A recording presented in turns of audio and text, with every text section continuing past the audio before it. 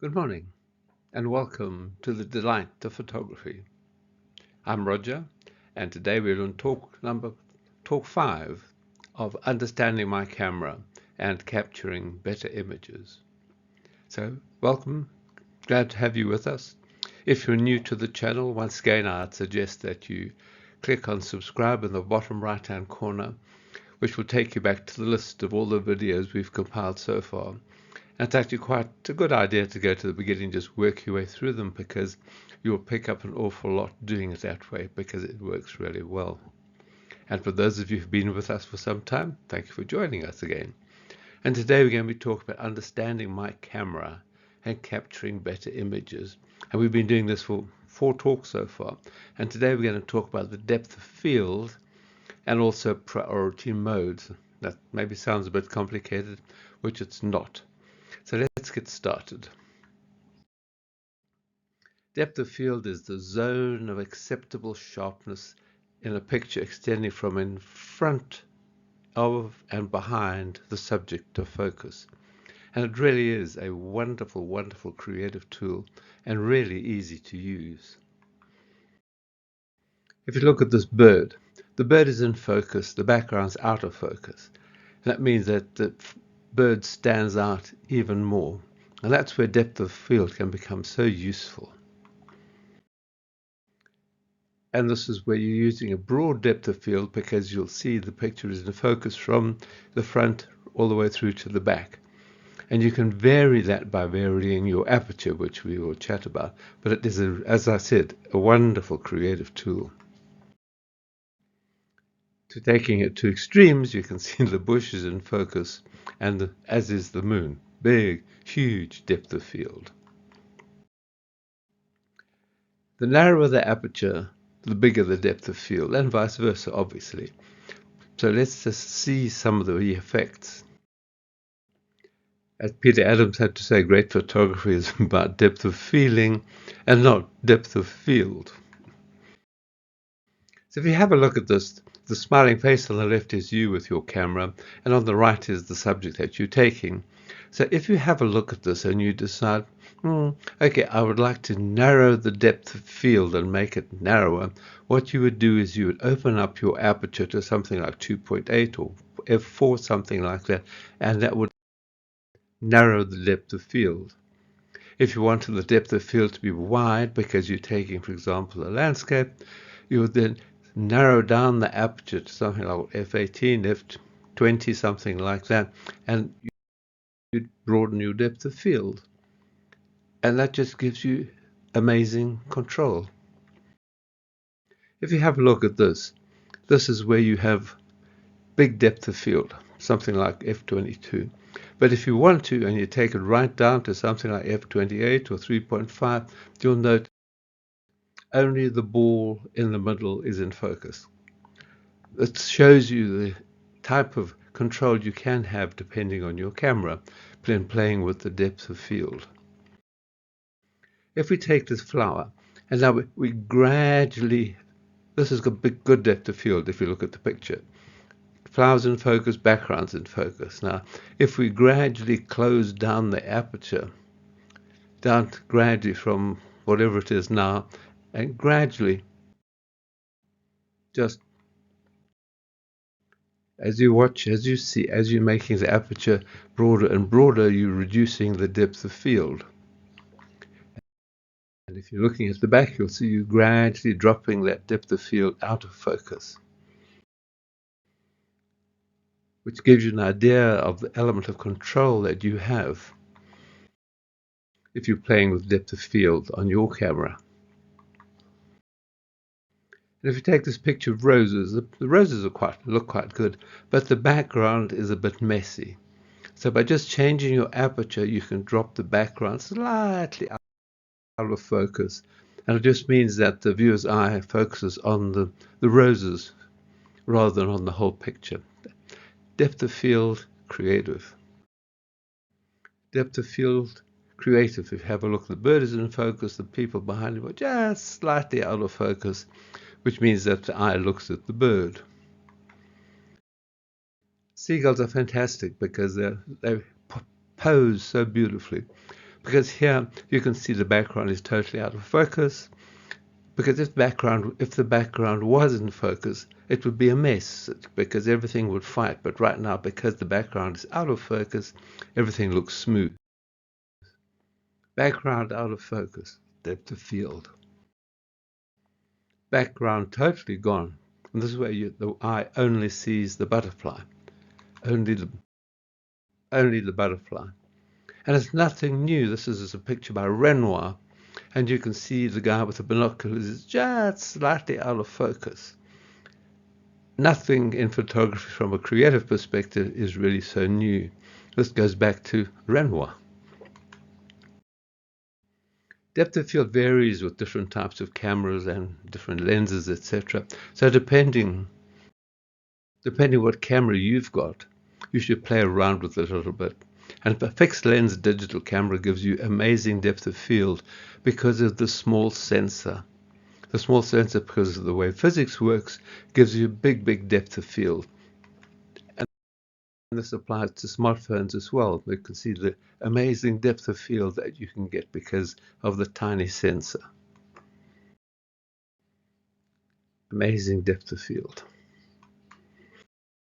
So this is a natural version of Munch's The Scream. Because the background's out of focus, the piece of wood looks like the scream. If the background is not in focus, it doesn't really look like the scream.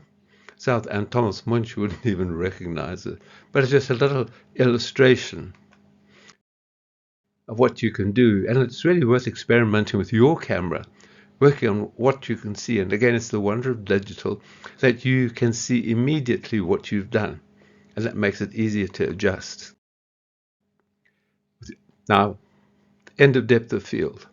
If your camera is set on automatic, it'll do everything for you.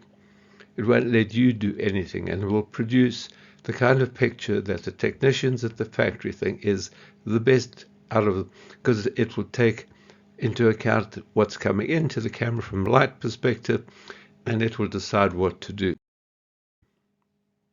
It does everything. However, it's only guessing at the kind of picture you're taking. So it can't do the best job possible. But you know exactly what you're taking. So if you tell your camera what you're doing and the type of picture you're taking, then the camera will take a better picture for you. And how do you do that?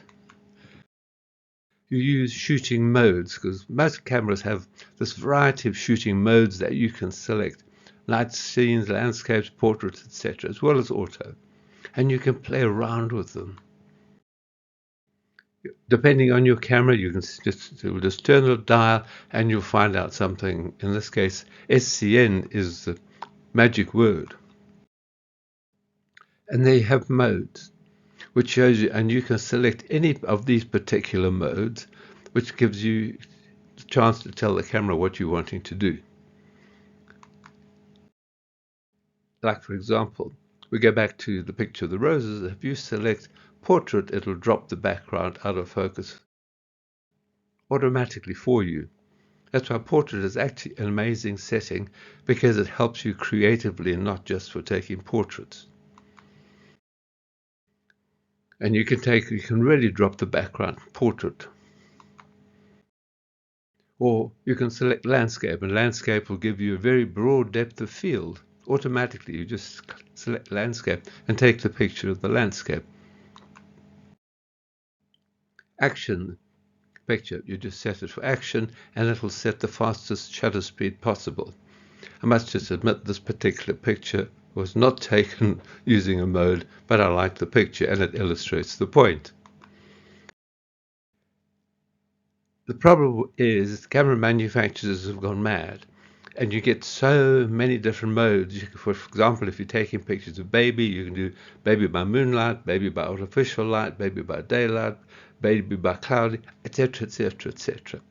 And you have to be careful of getting lost.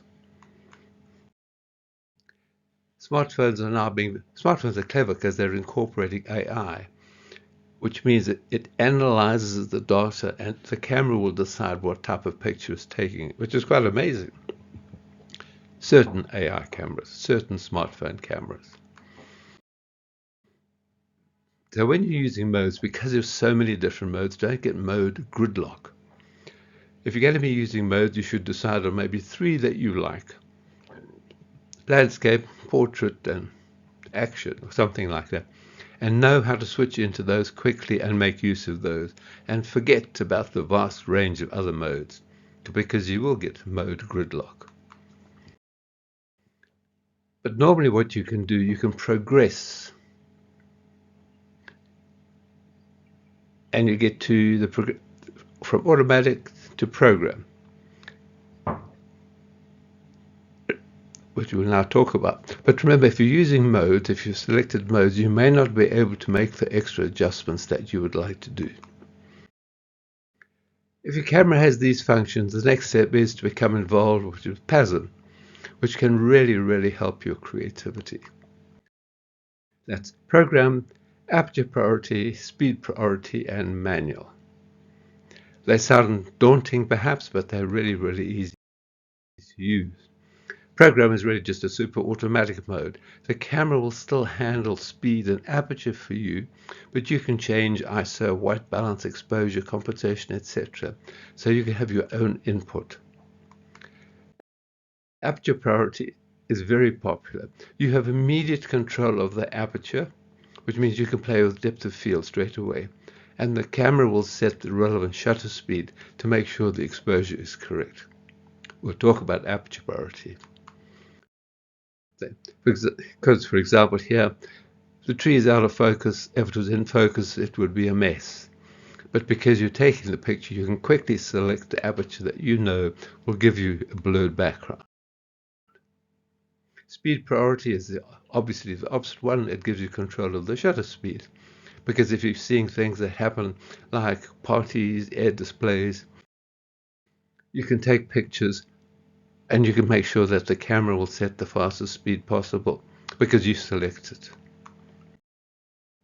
Like these people are walking across the beach, the birds start to take off, so you can quickly change the shutter speed to capture the birds.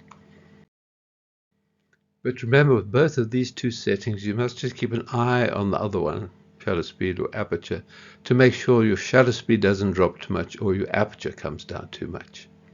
But think about those two. They're really fun, aperture particularly.